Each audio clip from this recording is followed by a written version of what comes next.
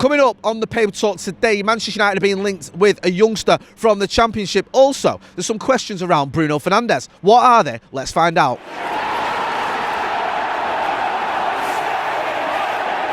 Jay here for Stretford Paddock. This is the Paper Talk. As you can see, I'm outside Old Trafford and the weather it's pretty grim. You might need your parkers, to be honest with you. A few stories to get through, so we'll crack on. Before we do so, though, make sure you are hitting like, share and subscribe. We want to get to 800,000 subscribers by Christmas. And with your support, yes, you, we can get there. Now, some of the stories this morning are sort of a little bit more opinion-based, some of them are stat-based. One stat that's being looked at quite a lot in the papers is Bruno Fernandes against Crystal Palace. Now, Bruno Fernandes was getting a little bit of flack on social media after the Palace game or during the Palace game. A few people questioning him, saying he was being a little bit wasteful. People saying this is sort of something that's been going on this season. He hasn't quite been at his usual levels. Now, I love Bruno Fernandes. I think he's a phenomenal footballer, and for me, he's almost, not fully, but almost beyond reproach. I mean, I think you can still love someone and criticise him slightly, and I do get he gives the ball away quite a lot at times, but he is the player that tries to make things happen. He takes risks. He tries to look for that killer pass, that through ball,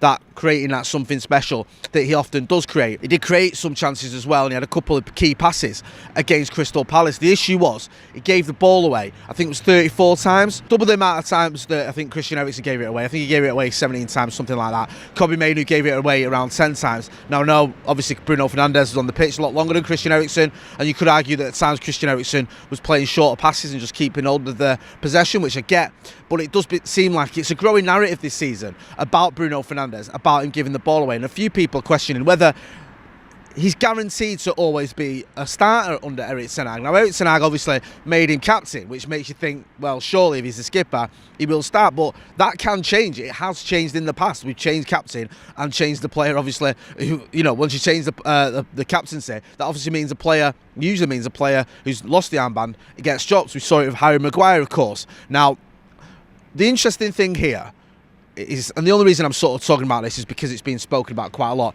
it's just this idea that when everyone's fit, what is the plan for Erik ten Hag with his midfield? What was his plan with Mason Mount? What was his plan with Manuel Ugarte? And how does Kobbie Mainoo also fit into that? Because if you look at it now, you've got a midfield where you probably go, your strongest midfield is Manuel Ugarte, Kobbie Mainoo and Bruno Fernandes. So does that mean that Mason Mount just misses out? Because if your front three, it's going to be someone like Marcus Rashford, Joshua Zirkzee, or Rasmus Højlund, and Amad Diallo, or Alejandro Garnacho. That doesn't leave much room for Mason Mount. And you would imagine that the manager did have a plan when he bought Mason Mount. Let's not forget, United went early with him. We paid 60 million quid, I think it was, when we could have waited till the end of the season and perhaps got him on a free, but we didn't want to do that. The manager wanted him. He knew him from his time at Vitesse Arnhem. I think he'd impressed him there. So you have to wonder whether there is an option further down the line that the manager could drop Bruno Fernandes. Now, before everyone starts trolling me, I don't want that to happen. I don't think it should happen. For me, Bruno Fernandes starts every game for Manchester United. I just wonder whether you look a little bit forward and you look at the midfield options, because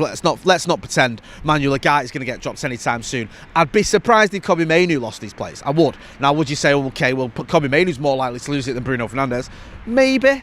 I think Kobbie Mainoo, though, has been a proper success story under Erik ten Hag. He brought him in and he's absolutely shone. And I thought he had a very good game against Crystal Palace at the weekend as well. And he's a player who is progressing.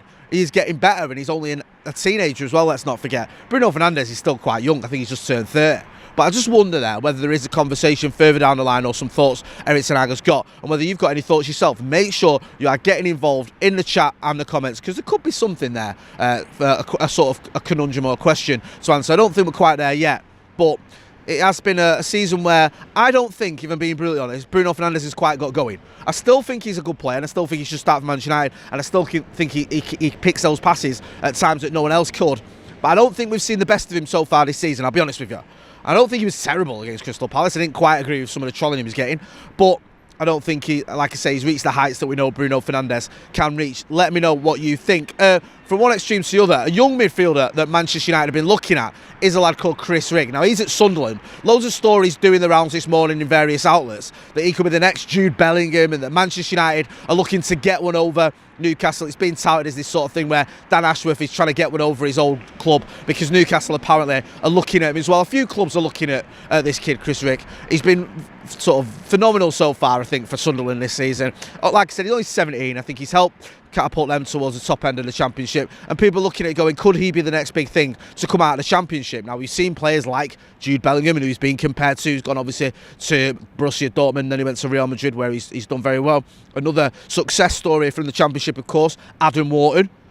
We saw him against us on for Crystal Palace at the weekend, didn't really do a lot, but he's been one of the sort of most talked about midfielders in the Premier League over the last 9 months or so.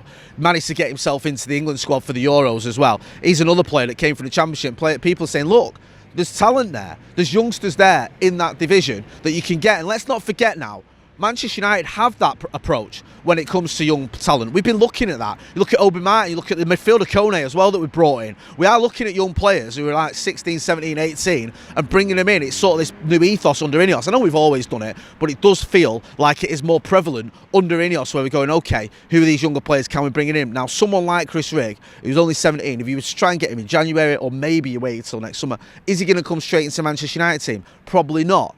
But then there could be an option where you either bring him in, he plays some minutes, he gets some minutes, he plays for the academy, or he gets a low move back to Sunderland or somewhere else. I know there's lots of ifs and muts and maybes, and ifs and buts and maybes, so let's not get too carried away just now. But there might be some sort of fire to this smoke, because there's quite a few outlets reporting it, and it does look like this is a player that is highly regarded. If you know anything about him, get involved in the comments and the chat. Let's not forget as well, Manchester United is part of our DNA, innit?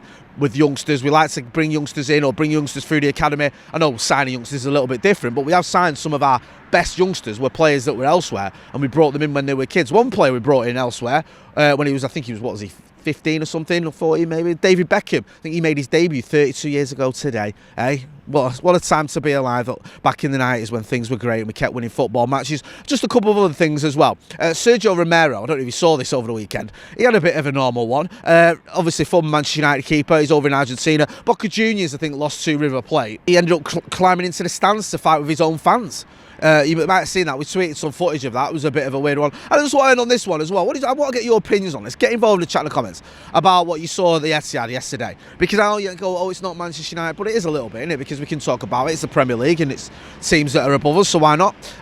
Because there was this sort of narrative building. This was an amazing game, and that Mikel Arteta is some sort of genius because he managed to get a 0-0. Oh, not 0-0. He managed to hold out for 90 minutes or 90 odd minutes when he was down to 10 men, or 45 minutes when he was down to 10 men, but it went to the 97th minute, I think, before City equalised. And I was just thinking, I don't get why he's getting so much praise for this. Okay, yeah, it was a sort of dogged defensive display for much of the game, but this whole thing of it was an amazing, it was a fantastic game, and Mikel Arteta is, you know, he's some sort of genius. I'm just not buying it. I think he's a good manager, I'm not getting me wrong, but really, is that what we're celebrating now? Just back to the wall where Ruben Diaz is having about 10 shots on the spin. I just thought City didn't really make the most of the fact they had the extra man. I don't know, let me know what you think. You know, I mean, I remember the days when Ole Gunnar Solskjaer used to win at the Etihad and everyone dismissed him as a Norwegian PE teacher. Anyway, I'll leave it there. Make sure you are getting involved in the comments, hitting that like button, hitting that share button. We're going to be back later on. I'm going to have Premier League PE Take, and we're going to have the Paddock podcast. I'll see you in the next one.